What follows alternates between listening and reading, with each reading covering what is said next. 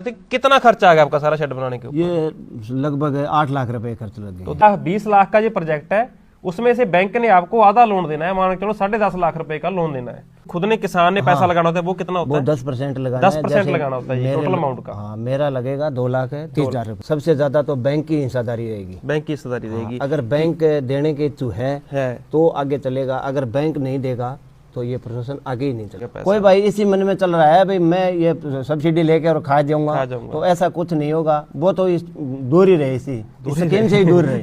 सही है। बिल सारे जीएसटी वाले बिल चाहिए। हाँ, सारे जीएसटी वाले, चाहे आपने जहाँ पे कोई लोहा लगाया है, चाहे कोई ईंट लगाई है, चाहे कुछ भी लगाया है, सभी का आपको जीएसटी वाला बिल चाहिए, आपने अगर सब्सिडी लेनी है तो। हाँ दोस्तों नमस्कार सभी को हमारी ओर से। तो आज की ये आपके लिए सक्सेस स्टोरी लेके आए हम किसान की एक। तो हम बैठे हैं आज गांव गुडिया खेड़ा और जिला सिरसा हरियाणा के अंदर हैं हम। और ये जो मेरे पीछे आप तामझाम देख रहे हो सारे का सारा, ये जो शेड है ये एनएलएम स्कीम के अंदर बना हुआ है। अभी हमारे किसान ने एक नई पहल की है और ये हरियाणा का दूसरा प्रोजेक्ट है ये सिरसा जिला के अंदर।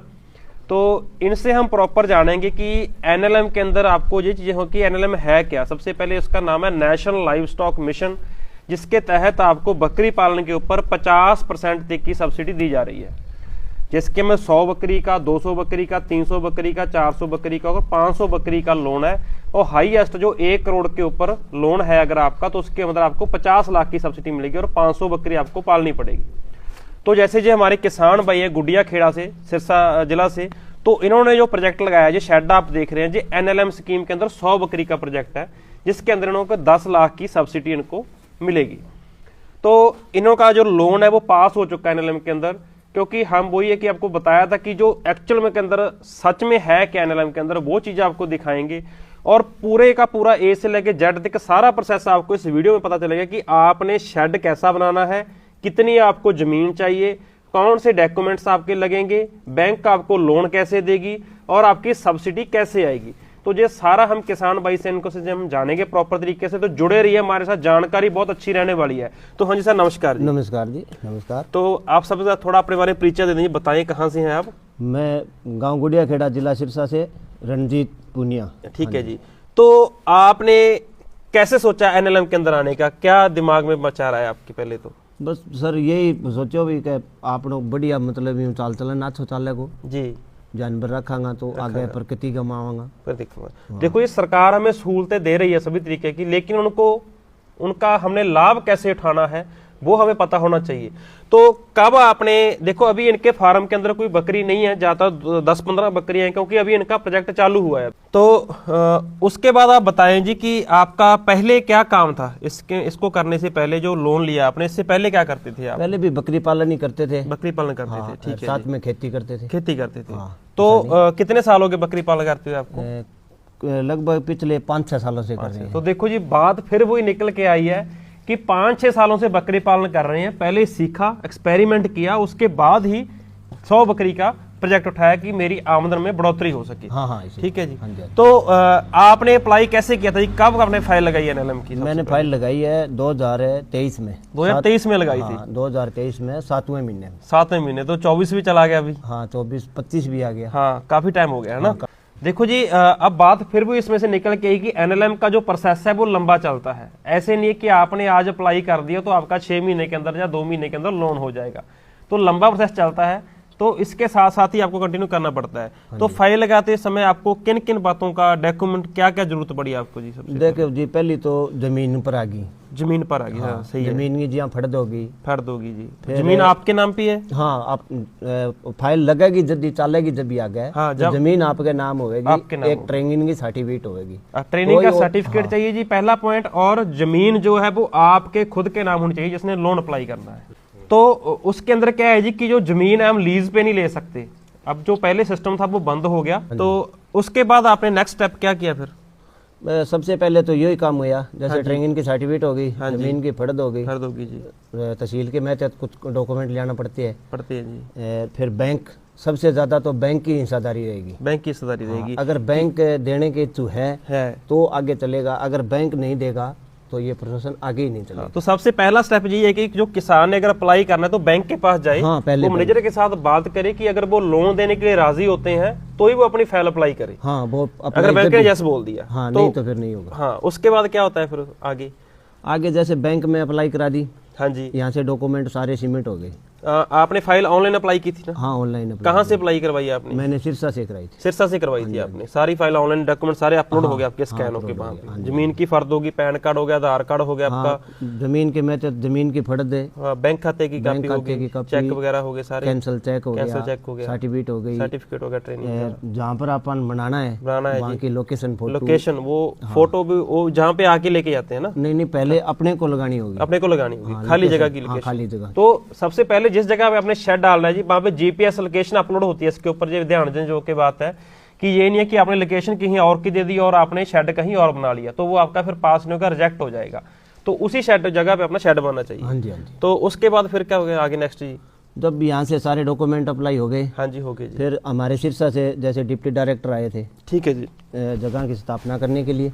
ओके, तो वो आएंगे, जब वो डॉक्यूमेंट चेक करेंगे सारे, यहाँ से वेरीफाई करेंगे।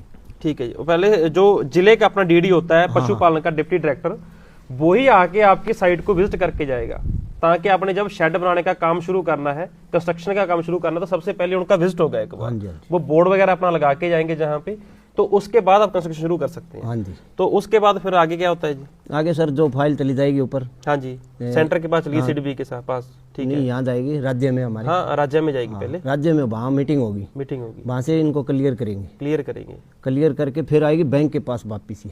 बैंक के पास फिर आती है? हाँ, फिर आएगी वापस। ठीक है जी। बैंक को जब सेक्शन लिए बोलेंगे, जैसे बैंक लोन दे, हाँ भी बैंक हम इनको भी सब्सिडी देने के लिए तैयार है, बैंक को बोलेंगे कि आप उनको लोन दे दो। हाँ, लोन देने के लिए जी। जब बैंक तैयार होगा तो बैंक अपनी डॉक्यूमेंट सारी फॉर्मेलिटी पूरी कराएगा। ठीक है जी। जैसे जमीन है, एक किलो जमीन है, तो पूरी 1 किलो जमीन ने वो मॉर्गेज करेगा। हाँ, तो अगर आपने 100 बीघे का प्रोजेक्ट लेना है तो कम से कम आपके पास 2 एकड़ जमीन तो चाहिए, हाँ, ना? 2 एकड़ जमीन आपके नाम होनी चाहिए, और उसमें से कुछ बैंक जो है आपकी जमीन को रिक्वायर करेगा, मॉर्गेज करेगा, कि जिसके ऊपर आपको लोन दे सके। वो जैसे उन्हें आपको पैसा देना है, वो जमीन आपके उसके ऊपर कोई लिमिट नहीं होनी चाहिए, वो आपकी जमीन बिल्कुल खाली होनी चाहिए, है ना? हाँ जी, हाँ जी, खाली। हाँ, तो आगे जी फिर आगे जैसे बैंक के पास आ गई, हाँ जी, बैंक अपना जो डॉक्यूमेंट क्लियर करना है, जो बैंक की कंडीशन होती है वो सारी पूरी करके वो सेक्शन जारी कर देता है। ठीक है जी।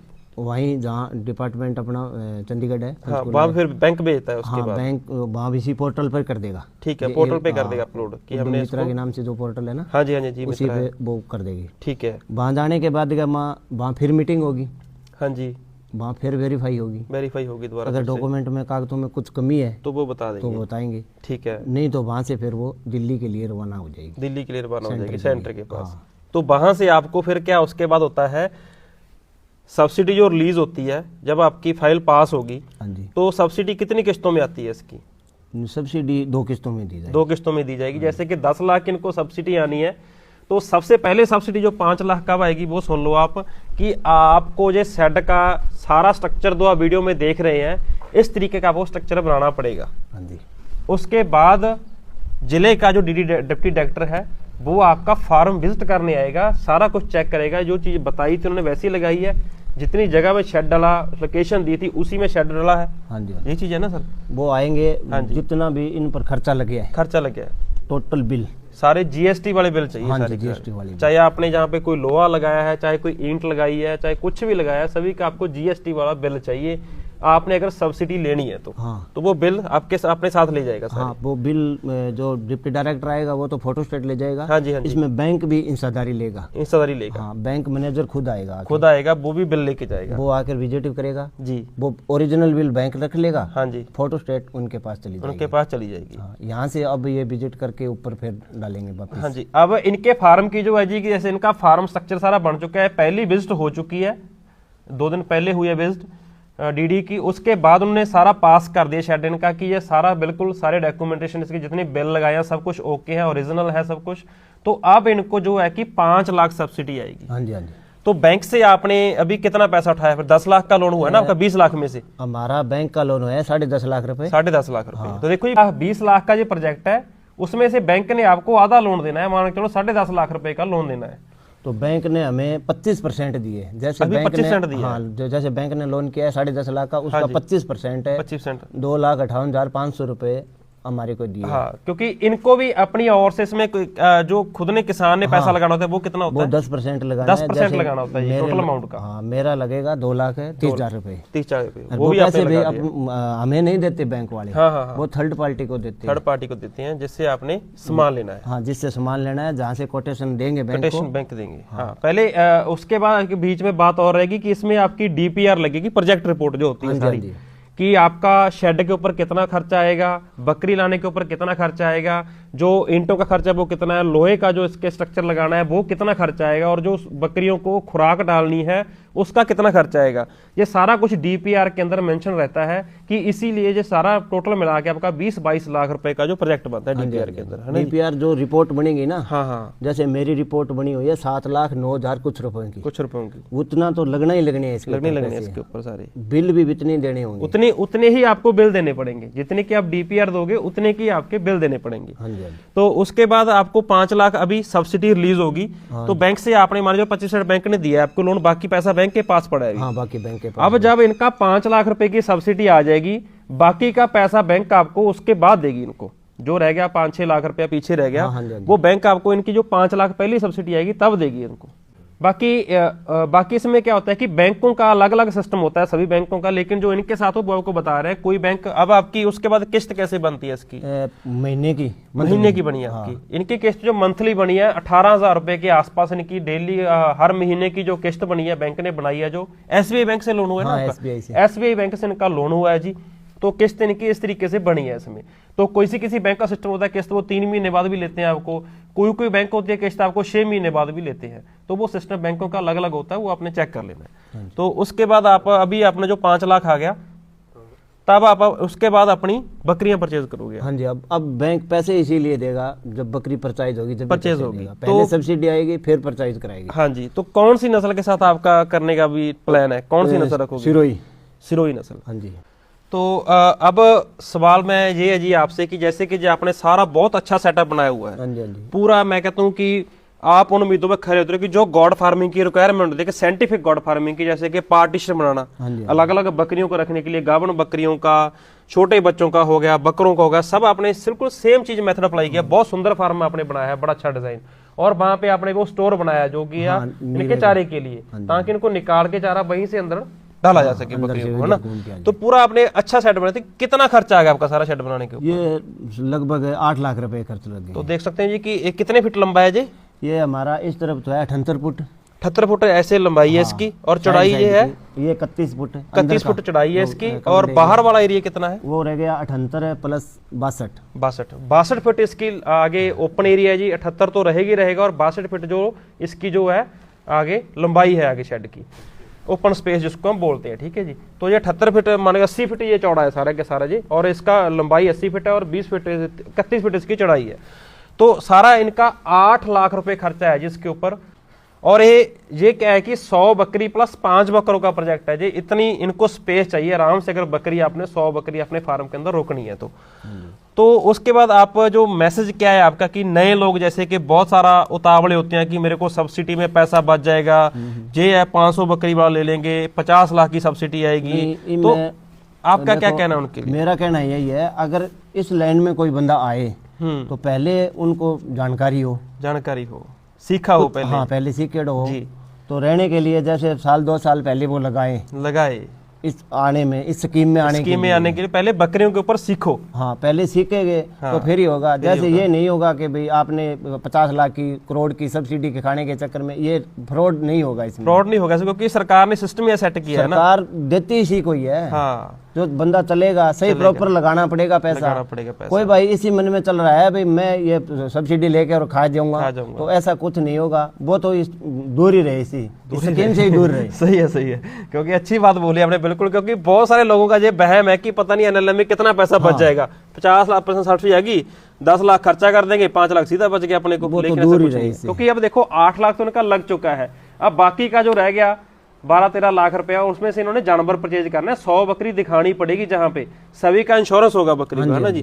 100 बकरी काउंटिंग होगी, इंश्योरेंस होगा, उसके बाद इनको दूसरी 5 लाख की सब्सिडी तब आएगी। क्योंकि ऐसे नहीं है कि इकट्ठे आपको, क्योंकि सब्सिडी को 2 किस्तों में देने का मतलब यही है कि बंदा फार्मर सरकार की उम्मीदों के ऊपर पूरा खरा उतरे। हाँ। तो देखो जी, वीडियो के अंदर ये था पूरी NLM का निचोड़, कितना पैसा लगा फार्म के ऊपर, कैसे फाइल अप्लाई हुई, कैसे क्या सिस्टम हुआ, सारा आपको बताने की हमने कोशिश की है। लेकिन कुछ लोग NLM के पीछे लग के अपना पैसा बर्बाद कर रहे हैं और समय भी खराब कर रहे हैं।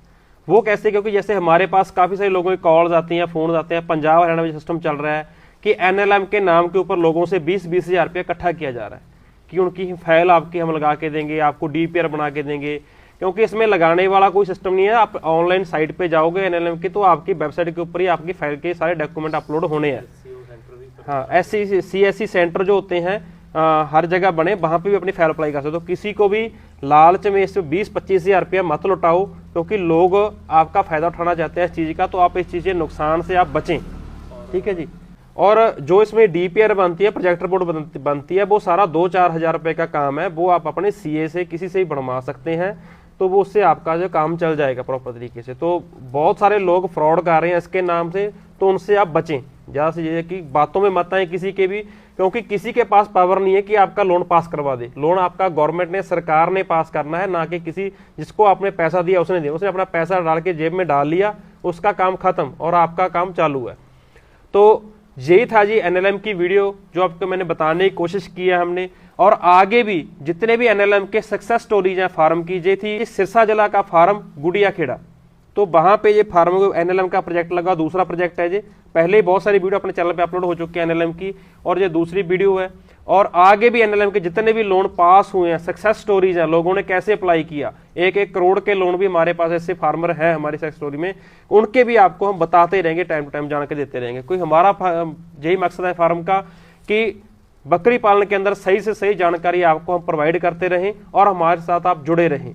तो ज़्यादा जानकारी के लिए हमारे पेज को फॉलो कर लो, फेसबुक पेज को, और अपने चैनल को SR कमर्शियल गॉड फार्म को आप सब्सक्राइब कर लो जी। तो जल्दी मिलते हैं एक नई वीडियो में। धन्यवाद आप सभी का।